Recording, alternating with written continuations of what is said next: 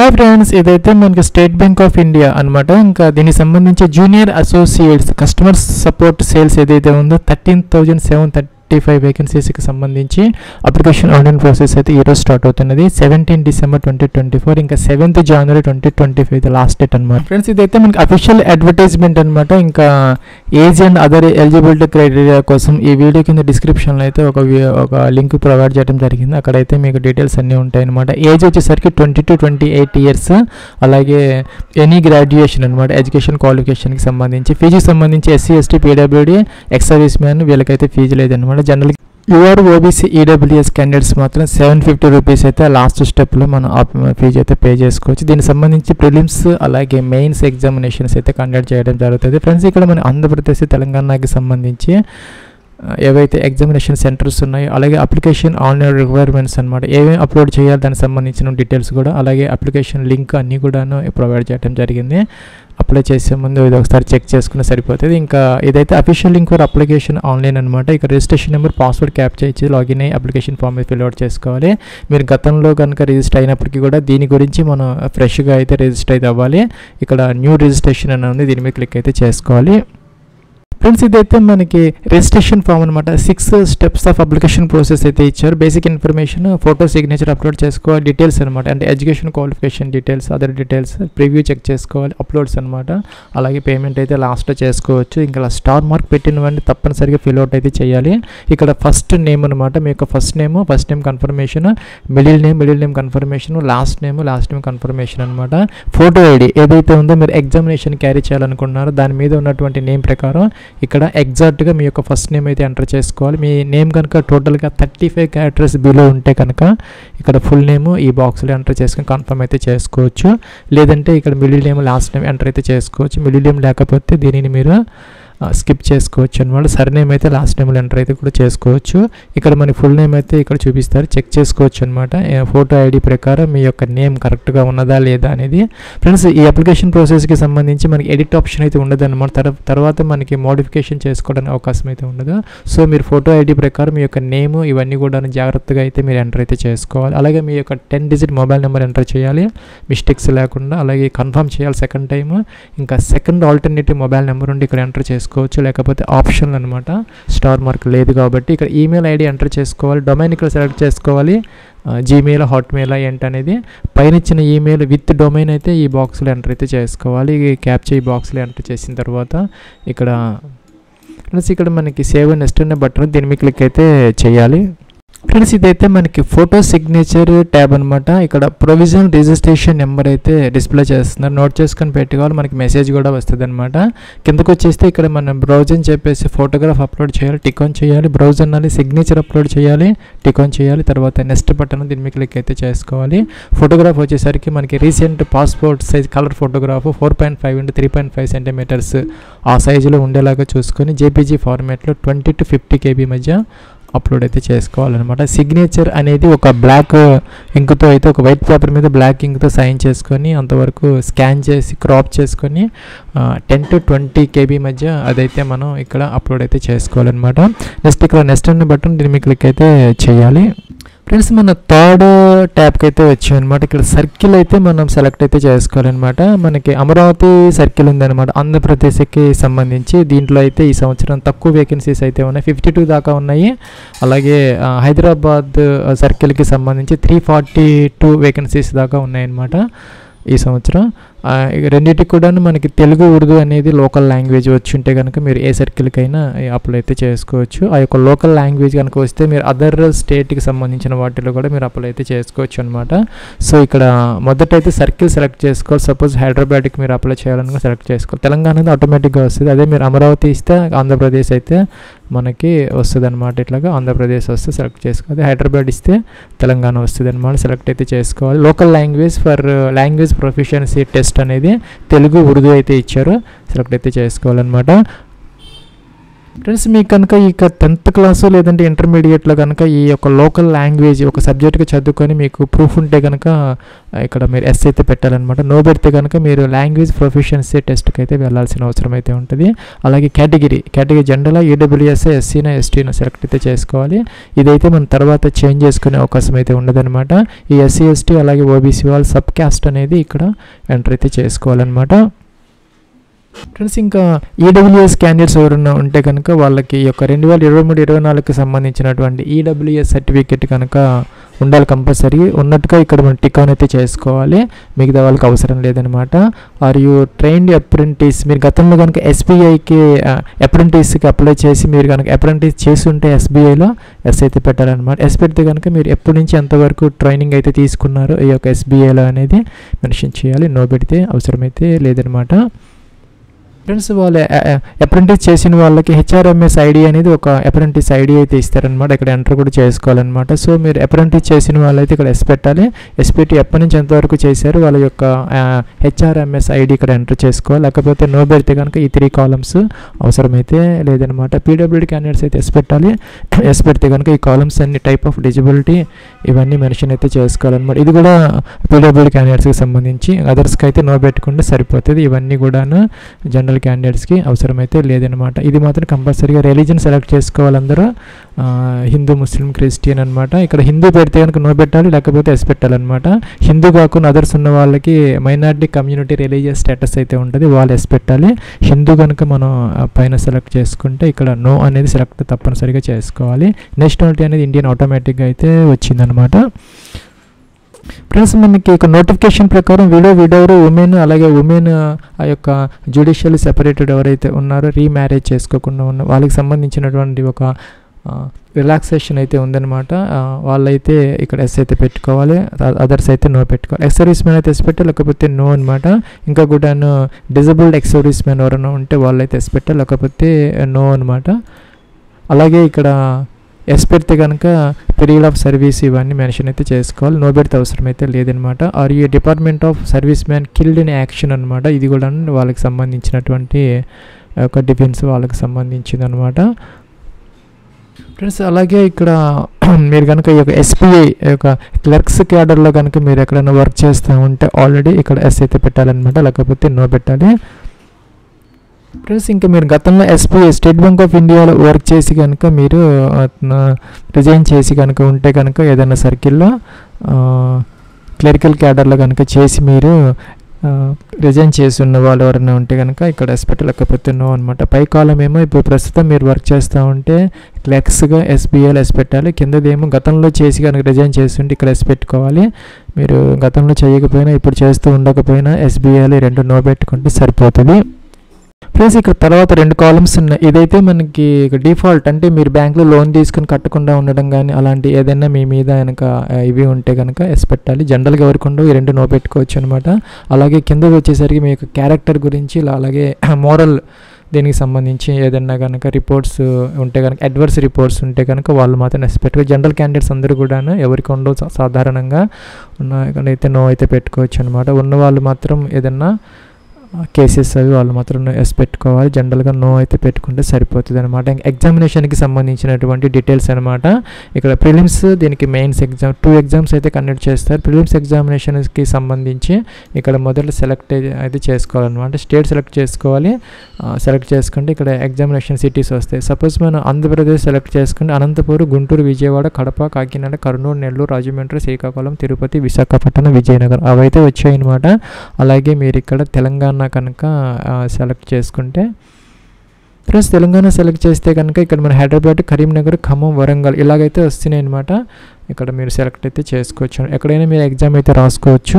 అలాగే కూడా మనకి ఇక్కడ మెయిన్స్ ఎగ్జామినేషన్కి సంబంధించి మనకి ఆంధ్రప్రదేశ్ కనుక ఇస్తే మనకి ఇందాక అన్నీ కూడా వచ్చాయి, అనంతపూర్ నుంచి విశాఖపట్నం వరకు. అలాగే తెలంగాణ ఇస్తే కనుక దానికి సంబంధించినటువంటి హైదరాబాద్, కరీంనగర్, ఖమ్మం, వరంగల్ ఇవైతే వచ్చాయి, సెలెక్ట్ అయితే చేసుకోవచ్చు అనమాట. ఫ్రెండ్స్ ఇంకా ఐడి ప్రూఫ్ ఏదైతే ఉందో ఎగ్జామినేషన్ క్యారీ చేయాలనుకుంటున్నది, I intend to bring the following ID when appearing the examination. మీరు ఇక్కడ టిక్ ఆన్ చేస్తే మనకి ఇక్కడ ఆప్షన్స్ అన్నీ వస్తాయి అన్నమాట. Passport, Aadhaar card, PAN card, driving licence, voter ID, bank passbook with duly attested photograph అనమాట. అలాగే ఐడెంటిటీ కార్డు ఏదైనా స్కూల్ కాలేజ్ వాళ్ళు ఇచ్చింది, లేదంటే కనుక గెజెట్ ఆఫీసర్ సైన్ చేసినటువంటి ఏదైనా ఐడెంటిటీ కానీ ఇంకా అదర్స్ ఏదైనా ఉంటే కనుక అఫీషియల్ ప్రూఫ్స్ సెలెక్ట్ అయితే చేసుకోవచ్చు. మీరు ఏ సెలెక్ట్ చేసుకున్న ప్రాబ్లం అయితే లేదు, ఏదైనా క్యారీ చేయొచ్చు. అయితే దాని మీద ఉన్న నేము అన్ని డీటెయిల్స్ ఈ అప్లికేషన్తో అంటే తప్పనిసరిగా మ్యాచ్ అయితే అవ్వాలి. సో ఆ జాగ్రత్తగా చెక్ చేసుకొని మీ నేమ్ ఏదైతే అక్కడ ఇచ్చారో అలాగే ఆ డీటెయిల్స్ ఏవైతే ఉన్నాయో ఈ అప్లికేషన్ ఫామ్లో ఎగ్జాక్ట్గా మ్యాచ్ అయ్యేలా చూసుకొని సెలెక్ట్ అయితే చేసుకొని సపోజ్ ఆధార్ కార్డు అలాగా పాస్పోర్ట్ ఏదో ఒకటి నెంబర్ అయితే మెన్షన్ చేసుకోవాలి. పైన ఏదైతే మనం ఐడి ప్రూఫ్ ఇస్తామో దాని నెంబర్ కింద అయితే ఎంటర్ అయితే చేసుకోవాలి. ప్లస్ ఇంకా ఎగ్జామినేషన్ మీడియం అనమాట. ఇంగ్లీష్ అనేది డిఫాల్ట్ లాంగ్వేజ్ క్వశ్చన్ పేపర్ అయితే ఉంటుంది. దాంతోపాటు మీకు లోకల్ లాంగ్వేజ్ అనమాట ఉంటాయి. మీరు సపోజ్ ఇంగ్లీషు తెలుగులో మీకు ఎగ్జామినేషన్ పేపర్ కావాలనుకుని ఫస్ట్ ఆప్షన్ తీసుకోవాలి, లేదా ఇంగ్లీష్ ఉర్దూలో కావాలనుకుంటే సెకండ్ ఆప్షన్ తీసుకోవాలి, లేదా ఇంగ్లీష్ హిందీలో కావాలనుకుంటే థర్డ్ ఆప్షన్ తీసుకోవచ్చు అనమాట. మీకు ఏదైతే సెలెక్ట్ చేసుకుంటారో దాని ప్రకారం మీకు ఎగ్జామినేషన్ పేపర్ అయితే ఇవ్వడం జరుగుతుంది. ఫ్రెండ్స్ ఇక్కడ డేట్ ఆఫ్ బర్త్ కోసం క్యాలెండర్ అయితే ఇచ్చారు. దీని నుంచి మీ యొక్క డేట్ ఆఫ్ బర్త్ అనేది సెలెక్ట్ అయితే చేసుకోవాలన్నమాట. దీనికి సంబంధించి 20 to 28 ఇయర్స్ అనమాట ఏజ్ లిమిట్ అనేది. ఆ ఏజ్ మధ్య ఉంటే మీ దీనికి ఎలిజిబుల్ అయితే అవుతారు. ఇక్కడ దానికి సంబంధించి 2 ఏప్రిల్ 1996, 1 ఏప్రిల్ 2004 అలాగే 2 డేట్స్ అయితే ఇవ్వడం జరిగింది. దాని మధ్య కనుక మీ యొక్క డిఓబి ఉంటే సరిపోతుంది. దానితో పాటు మనకి ఇక్కడ SC ST వాళ్ళు 5 years, PWD క్యాండిడేట్స్కి 3 years అలాగా ఏజ్ రిలాక్సేషన్స్ యాజ్ యూజువల్గా అప్లికబుల్ అయితే అవుతాయి. ఫ్రెండ్స్ ఇక్కడ మనకి ఏజ్ అనేది 20 to 28 ఇయర్స్ 1 ఏప్రిల్ 2024కి చెక్ చేసుకోవాలన్నమాట. లేకపోతే ఇక్కడ 2 డేట్స్ ఇచ్చారు కాబట్టి ఆ 2 డేట్స్ మధ్య కనుక మీ డేట్ ఆఫ్ బర్త్ ఉంటే సరిపోతుంది. 2 ఏప్రిల్ 1996, 1 ఏప్రిల్ 2004. సో వాటి మధ్య ఉంటే కనుక మీ డేట్ ఆఫ్ బర్త్ సరిపోదు. దానికి అదనంగా SC ST OBC ఈ యొక్క ఏజ్ రిలాక్సేషన్స్ అలాగే విడోస్కి, డైవర్స్డ్కి వీళ్ళందరికీ కూడా, అలాగే అప్రెంటిస్ చేసిన వాళ్ళకి కూడాను SBIలో వాళ్ళకు కూడా రిలాక్సేషన్స్ ఉన్నాయన్నమాట. ఇక్కడ చూసుకోవచ్చు మీరు అని కేటగిరీ వైజ్ ఉన్నది చూసుకోవచ్చు అనమాట. సో దాని ప్రకారం మీ యొక్క ఏజ్ ఇక్కడ డేట్ ఆఫ్ బర్త్ ఎంటర్ చేసుకోవాలి. మీ ఏజ్ అయితే చూపిస్తారో 1 ఏప్రిల్ 2024కి చెక్ చేసుకోవచ్చు ప్రాపర్గా ఉన్నదా లేదా అనేది. ఫ్రెండ్స్ తర్వాత అయితే మీకు ఎడిట్ ఆప్షన్ ఉండదు. జాగ్రత్తగా అయితే మీరు 1-2 సార్లు అన్నీ కూడా కాలం చెక్ చేసుకొని ముందుకైతే వెళ్ళాలి. జెండర్ అనమాట మేల్, ఫీమేల్, ట్రాన్స్జెండర్ అందరు దీనికి ఎలిజిబుల్ అయితే అవుతారు. మీ యొక్క జెండర్ సెలెక్ట్ చేసుకోవాలి. ఇంకా కూడా మీరు కనుక ట్విన్ బ్రదర్ సిస్టర్స్ అంటే కమలలు అయ్యి ఉంటే కనుక ఎస్ పెట్టాలి. వాళ్ళకి ఒకటే డేట్ ఆఫ్ బర్త్ ఉంటుంది కాబట్టి వాళ్ళు మేల్ ఫీమేల్ వాళ్ళ నేమ్స్ అయితే మెన్షన్ చేయాలి. నో పెడితే అవసరమైతే లేదనమాట. ఇంకా మెరిటల్ స్టేటస్ మీరు అన్మ్యారీడా, మ్యారీడా, విడోవరా, డైవర్స్డా, ఇంకా కూడాను జ్యుడిషియల్ సెపరేటెడా సెలెక్ట్ అయితే చేసుకోవాలన్నమాట. అలాగే ఐడి ప్రూఫ్ ఏదైతే దాని ప్రకారం లేదంటే డాక్యుమెంట్స్ ప్రకారం మీ యొక్క ఫాదర్స్ నేమ్ ఇక్కడ ఎంటర్ అయితే చేసుకోవాలి. ఫాదర్స్ నేమ్లో కూడా మనకి ఇక్కడ మిడిల్ నేము అన్నీ ఇచ్చారు, లాస్ట్ నేమ్ ఇచ్చారు. లేకపోతే 35 క్యారెక్టర్స్ లోపు ఉంటే మీ యొక్క ఫాదర్స్ నేమ్ ఫుల్ నేమ్ ఒక చోట ఎంటర్ అయితే చేసుకోవచ్చు అనమాట.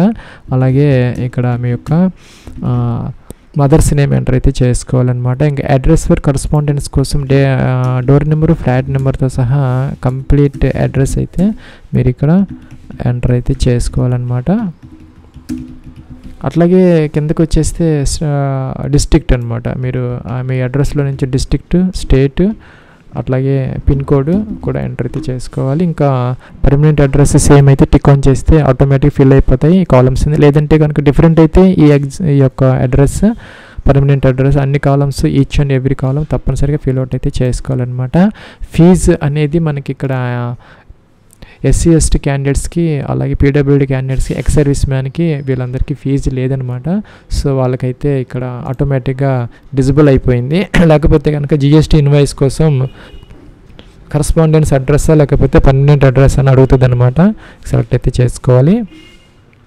ఫీజు లేని వాళ్ళకైతే డైరెక్ట్గా అప్లికేషన్ ఫామ్ అయితే సబ్మిట్ అయితే చేసుకుంటే సరిపోతుంది. ఫ్రెండ్స్ రిమైనింగ్ క్యాండిడేట్స్కి 750 రూపీస్ అయితే పే చేసుకోవాలన్నమాట. లాస్ట్ స్టెప్లో మీరు ఫీజు అయితే పే చేసుకోవచ్చు. ఇక్కడ వ్యాలిడేట్ అని ఉంటుంది, వ్యాలిడేట్ ఇక్కడ ఎర్రర్స్ ఏదైనా ఉంటే రెక్టిఫై చేసుకున్న తర్వాత సేవ్ అండ్ నెక్స్ట్ అయితే చేసుకోవాలి. ఫ్రెండ్స్ అన్నీ ప్రాపర్గా ఉంటే వెరిఫైడ్ సక్సెస్ఫుల్ అని వస్తుంది. ఓకే చేసుకొని సేవ్ అండ్ నెక్స్ట్ అయితే చేసుకోవాలి.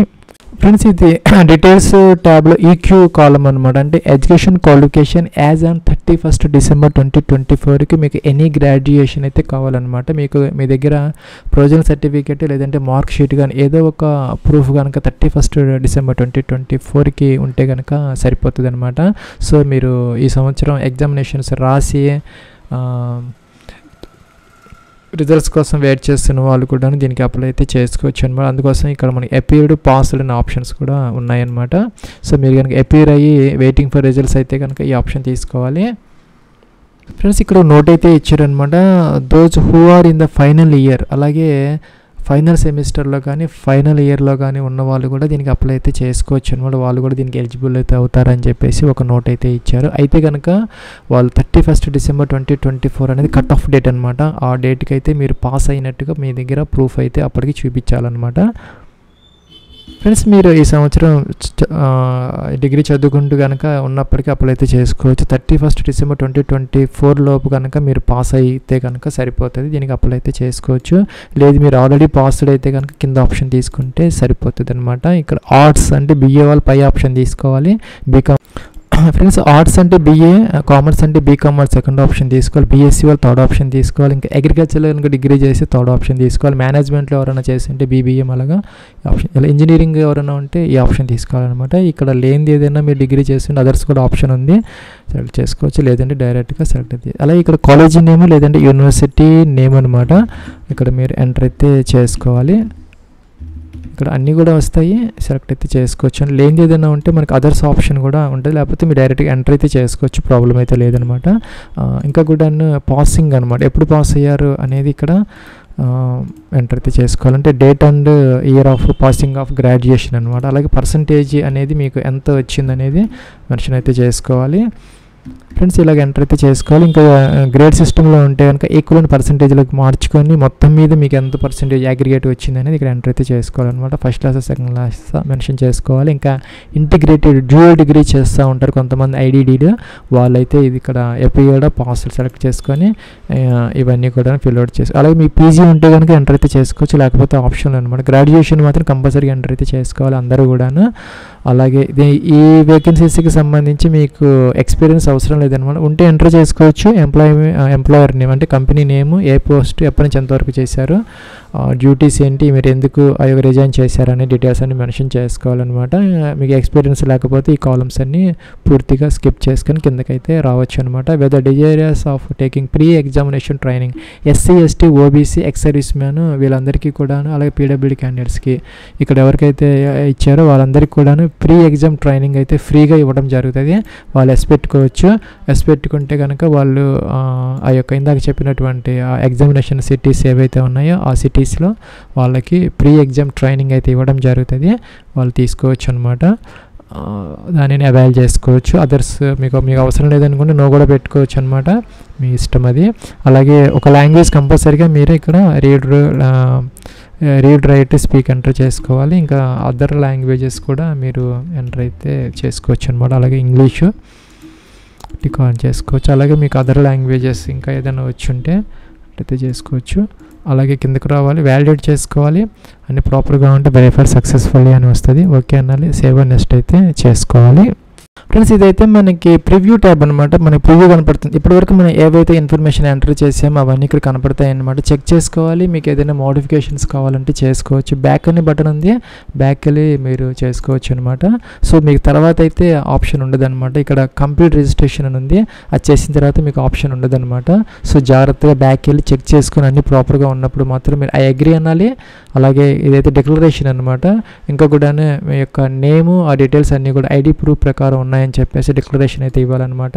లేదంటే మీ నేమ్ ఎప్పుడైనా చేంజ్ చేసుకుంటే దానికి సంబంధించినటువంటి డాక్యుమెంటరీ ప్రూఫ్ మీ దగ్గర అయితే ఉండాలి కంపల్సరీగా. అది ఉన్నదని చెప్పేసి టిక్ ఆన్ చేసుకోవాలి. ఎవరైతే నేమ్ చేంజ్ చేసుకున్నారో వాళ్ళకు మాత్రం ఇది టిక్ ఆన్ చేసుకోవాలి. జనరల్ క్యాండిడేట్స్ మాత్రం ఇక్కడ ఈ రెండు టిక్ ఆన్ చేసుకొని కంప్లీట్ అయితే చేసుకోవాలి రిజిస్ట్రేషన్. ఓకే అనాలి, ఆర్ షూర్ అంటారు. మన తర్వాత అయితే ఎడిట్ ఆప్షన్ ఉండదన్నమాట.